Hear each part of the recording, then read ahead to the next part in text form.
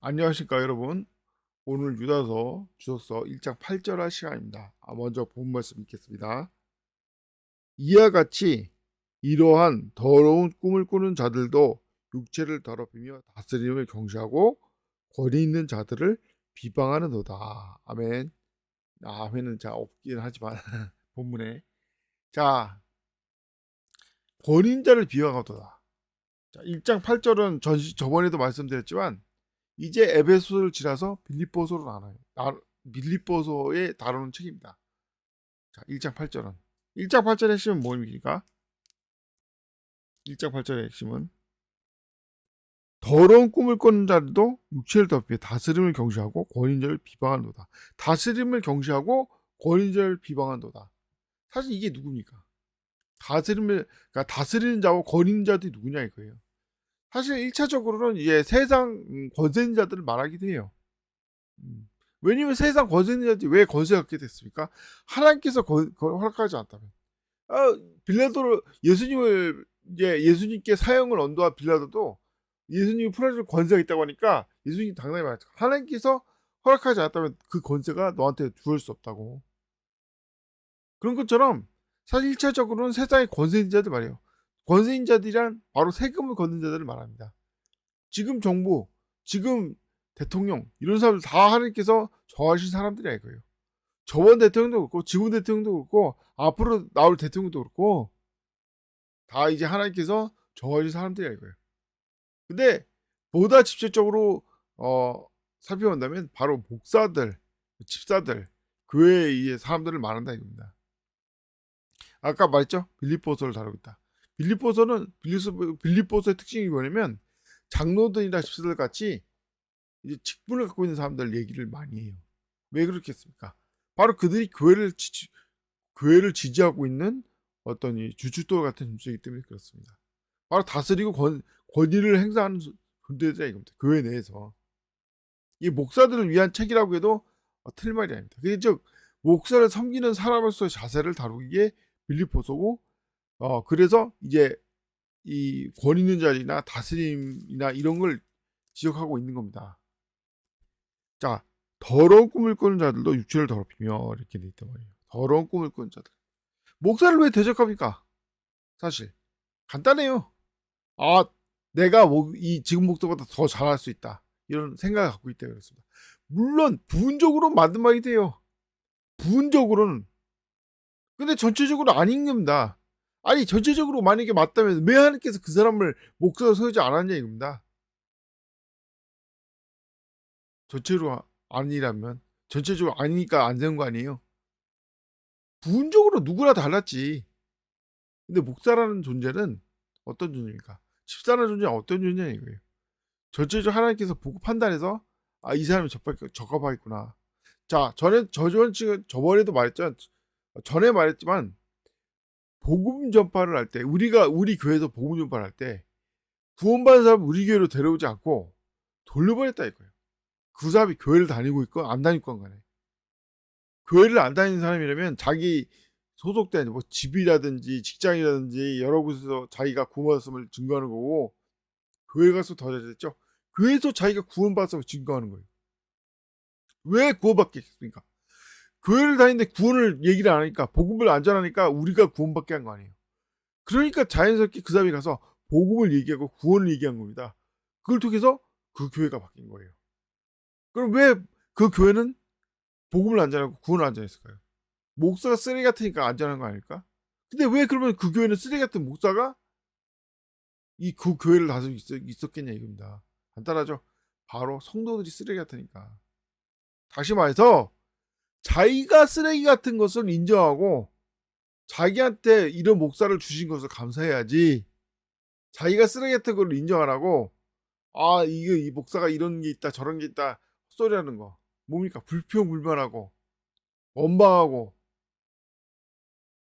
이런 거 이걸 하나님께서 좋아하시겠냐 이거예요. 사실은 사실 하나님께서 좋아하실 리가 없지 않습니까? 결국 더러운 꿈을 꾼다는 게 뭡니까? 자기가 목사보다 잘할 수 있다 이거예요. 자기가 하면 뭔가 될 거라고 생각하는 거예요. 근데 놀란 게 있습니다. 저는 성경을 자세히 보기 전에 능력만 있으면 다 구원받을 수 있게 할 수 있다고 생각했어요. 성경에 보니까 예수님이 와도 구원을 못 시키는 사람이 있어요. 보면 바리새인들, 사두개인들, 대두사수가 예수님이 얘기해도 안 듣는 거예요. 왜 대환란이 존재하겠습니까? 대환란의 고통 속에서 그나마 이런 사람들이라도 구원받을 수 있을까봐 대환란이 존재하는 거 아니겠습니까? 다시 말해서 교회를 망치는 거는 다른 누가 아닙니다. 오히려 외부에서 오는 박해라면 교회가 또다시 뭉쳐가지고 이겨내겠죠. 교회 내부에서 더러운 꿈을 꾼 사람들이 막 육체를 더럽히고 막 권위자를 비방하고 불평불만하고 왜? 자기가 잘났다고 생각해서 교만해서 마귀처럼 교만해서 마귀는 교만한 자들의 왕이라고. 하지만 교만은 그 교만이에요. 어리석음이에요.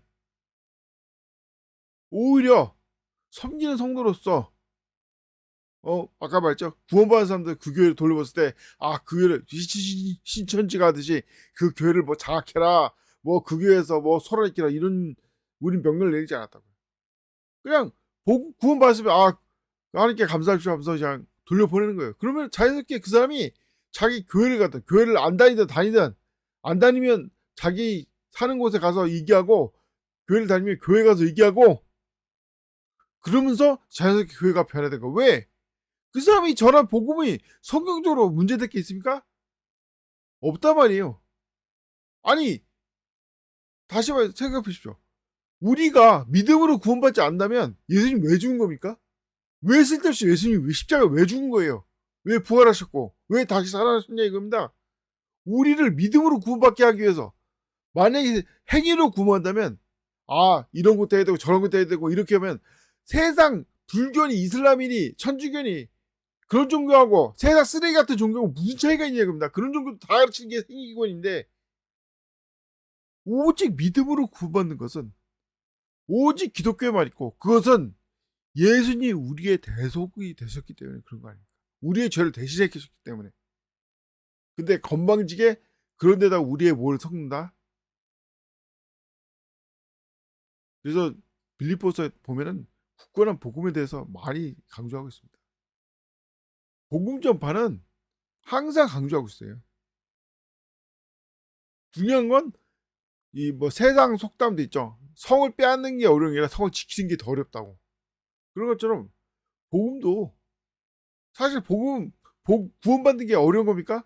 구원을 지키는 게. 그러니까 내가 말해서 구원받는 게 뭐 세상 쓰레기 같은 종교들이 말한 대로 뭐 구원을 지켜야 돼 그런 게 아니라 우리의 복음을 지키는 게 복음 계속 마귀가 유혹을 해오니까 마귀가 위협을 하니까 믿음 구원받는 거 헛소리라는 식으로 막 미혹을 하니까 영혼이 구원받는 거 헛소리라는 식으로 막 미혹을 하니까 이걸 지키기 더 힘든 거예요. 저도 이제 많이 듣겠는데 구령하면은 이런 생각 저런 생각 많이 들기도 하고 또 많은 시험을 얻습니다. 근데 또 구령하게 되면 어떤 사람이 놀라운 어떤 하나님의 이적을 보여주게 돼요. 막 감사하다고 한다든지 막. 근데 왜 그런 게 생길까? 사실 구원받은 대상을 위해서라기보다는 구원을 전하는 사람들이 항상 마귀 시험에 노출돼 있고 마귀가 복음을 전하는 사람들을 계속 공격하는 거예요. 이런 걸 하나님께서 막기 위해서 간증을 보여주신 겁니다. 자, 그런 간증이 어떤 사람이 옵니까? 감사함으로 가는 사람, 겸손한 사람, 자신을 낮춘 사람한테 오는 거죠. 다시 말하자면 이 오늘 1장 8절의 말씀은 빌립보에서에 관해서 말하는 거예요. 빌립보서는 자신의 겸손함으로 권위자들 섬기는 사람, 자신을 감사를 받는 사람한테 주어진 말씀입니다. 교회 구성원서 그것이 교회를 지킨다 이거예요. 겸손하지 않은 사람들에게 하나님의 징계가 있듯이 우리가 교회를 다니다는 데는 상관이 없습니다. 하나님께 그렇게 겸손해야 되는 거예요. 우리가 왜 행위로 구원받습니까? 왜 우리가 잘못 말했네. 행위로 구원받는 게 아니라 왜 우리가 행위로 구원받는 게 아니라 믿음으로 구원받냐 이거예요. 우리가 한심하고 어리석어서 믿음으로 구원받는 거 아닙니까? 다시 말해서 겸손한 사람은 믿음으로 구원받는데 아무런 결격사유가 없어요. 저도 복음을 전했지만 항상 특징이 있어요. 겸손하게 자기가 죄인이라고 인정하는 사람, 자기가 지옥 갈 수밖에 없다고 인정하는 사람은 구원받는데 너무 자연스럽게 구원을 받는 거예요. 근데 항상 뭐에 걸리냐? 내가 왜 죄인인데? 왜 내가 지옥 가는데? 이런 쓰레기 같은 놈 때문에 보험전략이 항상 힘든 거예요. 이런 사람들이 구원을 못 받는 겁니다. 왜 복음을 거부하겠습니까? 다른 방법이 있다고 착각하는 사람들 때문에 복음 전하는 게 어려운 거 아닙니까? 예수님을 전하기 어려운 거 아니에요. 그런 것처럼 겸손한 사람이 돼요. 겸손한 사람이 돼야 됩니다. 특히 목사 장로들을 하나님께 주신 사람으로 인정하고 자기가 잘났다는 그런 망상에서 벗어나서 겸손한 사람이 돼야지 되는 겁니다. 그것이 올바른 그리스도의 자세예요.